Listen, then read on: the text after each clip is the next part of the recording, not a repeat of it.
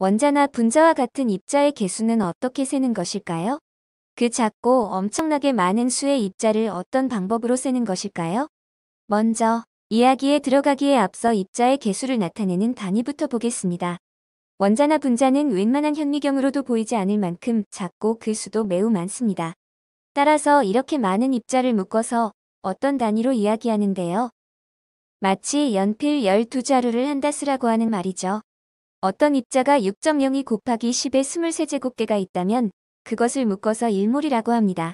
그리고 6.02 곱하기 10의 23제곱을 아보가드로 수라고 합니다. 그렇다면 6.02 곱하기 10의 23제곱이라는 복잡한 숫자는 어떻게 정해진 것일까요? 바로 12g을 만들기 위해 필요한 탄소 원자의 개수가 바로 아보가드로 수입니다. 그런데 12g은 저울을 이용해 측정한다고 하면 아보가드로 수만큼의 입자 수는 어떻게 헤아리는 것일까요?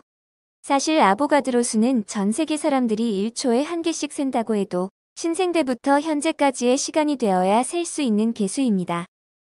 이렇게 큰 수를 직접 세웠다는 것은 말이 안 되겠죠. 그래서 과학자들이 어떠한 방법으로 입자의 개수를 측정해왔는지 알아보겠습니다. 19세기 아보가드로 수는 기체의 운동론, 기체의 확산 표면 장력, 얇은 막의 두께로부터 간접적으로 얻었는데 매우 오차가 컸다고 합니다. 본격적으로 정확도가 높아지기 시작한 때는 1909년. 1909년 미국의 물리학자 밀리컨은 전자의 전하를 규칙적으로 배열한 형체를 만든 뒤 전기분해를 이용해 아보가드로 수를 측정합니다.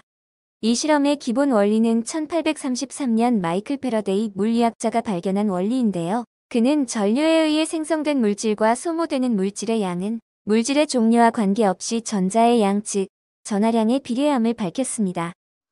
예를 들어 양이온인 은이온 Ag+에 전자를 공급하면 은금속이 되는데 1몰의 은이온으로 1몰의 은금속을 얻고 싶다면 공급해야 하는 전자의 개수가 1몰이 되어야 할 것입니다.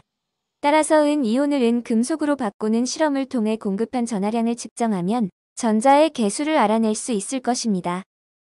이때는 이미 밀리컨이라는 과학자가 밝힌 전자 한 개의 전하량이 1.602 곱하기 10의 마이너스 19제곱이라는 사실을 활용하여 전하량을 전자의 개수로 바꿀 수 있습니다. 전자의 개수, 즉 입자의 개수를 셀 수 있는 것입니다. 이를 통해 현재 알려진 가장 정확한 아보가드로 수를 구할 수 있었습니다. 감사합니다.